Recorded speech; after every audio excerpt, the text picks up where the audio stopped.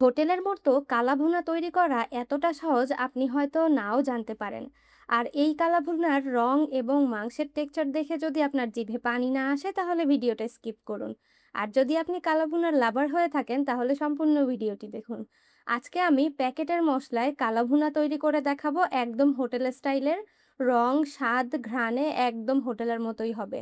Bachelor অথবা নতুন রাঁধুনি আপুরা সবাই খুব সহজেই তৈরি করে ফেলতে পারবেন।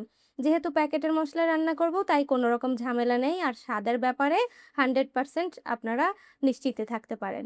প্রথমে সরিষার তেল নিয়ে নিব ১ কাপের থেকে একটু কম। তার মধ্যে ১ কাপ পেঁয়াজ কুচি, ২ টা তেজপাতা, ২ টুকরো দারুচিনি, লবঙ্গ, গোলমরিচ আর এলাচ ৪-৫ টা করে দিয়ে একটু তেলের উপর ভেজে নিব। আমি যেহেতু একটু স্পেশাল করে রান্না করি তাই আমি এখানে আস্ত কিছু গরম মসলাও অ্যাড করি। শুধুমাত্র প্যাকেট মসলার উপর ভরসা করে থাকি না। তারপরেও আজকে আমি যে রেসিপিটা দেখাচ্ছি আপনারা একবার রান্না করলেই বুঝতে পারবেন। আদা বাটা ১ টেবিল চামচ পরিমাণ, রসুন বাটা ১ টেবিল চামচ পরিমাণ, আর জিরার গুঁড়া ১ টেবিল চামচ পরিমাণ দিয়ে দিলাম। আর লাল মরিচের গুঁড়া এখানে ২ চা চামচ আছে। হলুদের গুঁড়া দিয়ে দিলাম ১ চা চামচ। লাল মরিচটা একটু বেশি দিতে হবে। আর এই যে আমাদের শো স্টপার, আমাদের রাঁধুনির কালাভুনার মসলা, এই মসলাটা আমার রান্নাটাকে আরেকটু সহজ করে দিয়েছে। এর মধ্যে ২ টা স্যাশে পেয়ে যাবেন। প্রথমে সবুজটা দিয়ে মাংসটা রান্না করতে হবে। আমি এখানে ২ কেজি পরিমাণ গরুর মাংস দিব, তাই এখানে পুরো প্যাকেটটা দিয়ে দিলাম। সয়া সস দিয়ে দিলাম ২ চা চামচ। আপনাদের কাছে যদি না থাকে তাহলে না দিলেও চলবে। এরপর আমরা মসলাটাকে ভালোভাবে কষিয়ে নিচ্ছি। সামান্য পরিমাণ পানি দিয়ে মাংসের মসলাটাকে কষিয়ে নিতে হবে। রাঁধুনির মসলা যদি বাসায় থাকে তাহলে যেকোনো রান্নাই কিন্তু একটু ইজি হয়ে যায়। আমি এখানে ব্র্যান্ডিং করছি না, তবে আমি সবসময় রাঁধুনির ব্র্যান্ডের মসলা ব্যবহার করি। লবণ দিয়ে দিলাম ২ চা চামচ পরিমাণ।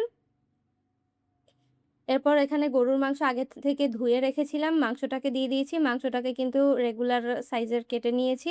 একদম ছোটও না আবার খুব বেশি বড় করেও না। এরপর মাংসটাকে ভালোভাবে কষিয়ে নিতে হবে। আর এই মাংসের মধ্যে কিন্তু কিছুটা চর্বিও ব্যবহার করতে হবে। এতে করে যখন মাংসটাকে আমরা কালা ভুনার জন্য বারবার ভাজতে থাকবো, মাংসটা কিন্তু অনেক বেশি সফট হবে। আর এর মধ্যে চর্বি থাকার কারণে তেলের পরিমাণও কম লাগবে। আর এই মাংসটাকে কিন্তু আমি খুব ভালোভাবে ঢাকনা দিয়ে ঢেকে কষিয়ে নিচ্ছি একটু সময় নিয়ে। মাংসের গা থেকেই কিছুটা পানি ছাড়বে, এই পানিটাকে শুকিয়ে ফেলতে হবে। কিছুক্ষণ পর, পর কিন্তু ঢাকনাটা তুলে নেড়েচেড়ে দিতে হবে, না হলে নিচের মাংসে পোড়া লেগে যেতে পারে। এখানে পানির পরিমাণ কিন্তু খুব বেশি নয়।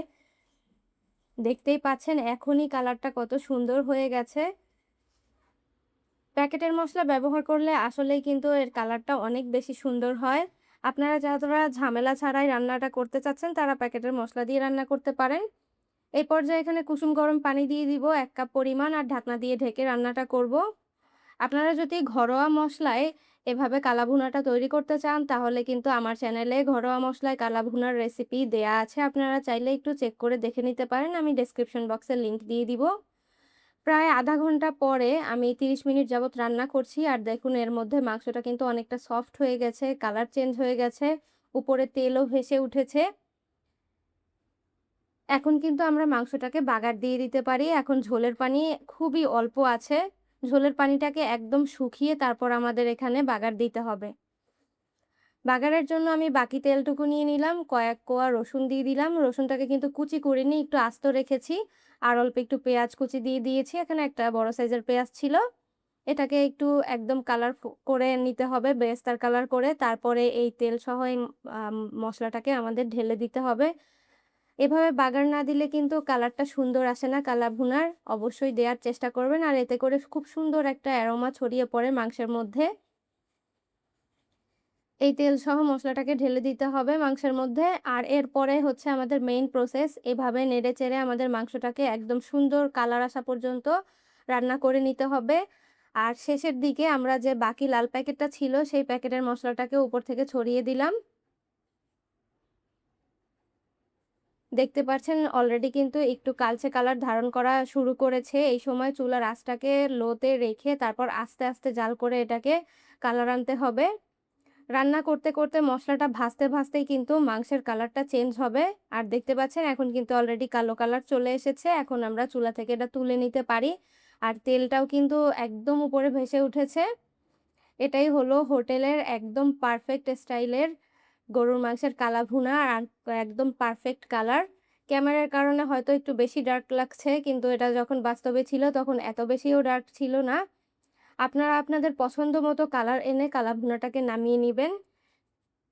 আর এরপর গরম, গরম পরিবেশন করবেন। গরম ভাত, খিচুড়ি, পরোটার সাথে এই কালা ভুনা খেতে কিন্তু ভীষণ মজার। বিশেষ করে আমাদের ব্যাচেলর ভাইদের কিন্তু কালা ভুনাটা বেশি পছন্দের, আপুদেরও কম নয়। এইবার কোরবানিতে এমন কালা ভুনা বাসায় রান্না করে সবাইকে তাক লাগিয়ে দিন। আর আপনার প্রশংসা সবার মুখ থেকে শুনতে চাইলে অবশ্যই রেসিপিটি সম্পূর্ণ দেখে তারপর রান্নাটা করবেন। এতে করে একদম পারফেক্ট রেসিপি হবে আর খেতে হবে ভীষণ মজার। আপনাদের ঈদটা আরও ভালো কাটুক সেই শুভ কামনাই করছি। প্রতিদিন একই স্বাদের রান্না খেতে খেতে বিরক্ত, অথবা ব্যস্ততার কারণে রান্না করতে ইচ্ছা করছে না? তাহলে আপনার জন্যই আমার হাতের তৈরি বিফি বাইটের গরুর মাংসের আচার। শুধুমাত্র গরম ভাতের সাথে মিশিয়ে নিলেই মুহূর্তে জমে যাবে পুরো খাবার। খুলনার ঐতিহ্যবাহী চুই ঝাল দেশি গরুর হাড় চর্বিবিহীন মাংস, খাঁটি সরিষার তেল ও রসুনের কম্বিনেশনে তৈরি এই আচার একবার খেলে আপনার মুখে স্বাদ লেগে থাকবে। একদম ঘরোয়া পরিবেশে অনেক যত্ন আর আমার দীর্ঘদিনের রান্নার অভিজ্ঞতা দিয়ে তৈরি করেছি আমাদের এই হোমমেড গরুর মাংসের আচার। আলহামদুলিল্লাহ সারা বাংলাদেশে এখন আমরা হোম ডেলিভারি দিচ্ছি। অর্ডার করতে চাইলে আমাদের স্ক্রিনে দেওয়া ফোন নাম্বারে অথবা আমাদের ফেসবুক পেজ, ওয়েবসাইট bpbytebd.com থেকে অর্ডার করতে পারেন। ডেসক্রিপশন বক্সে লিংক দেয়া থাকবে, চেক করে দেখতে পারেন। ধন্যবাদ।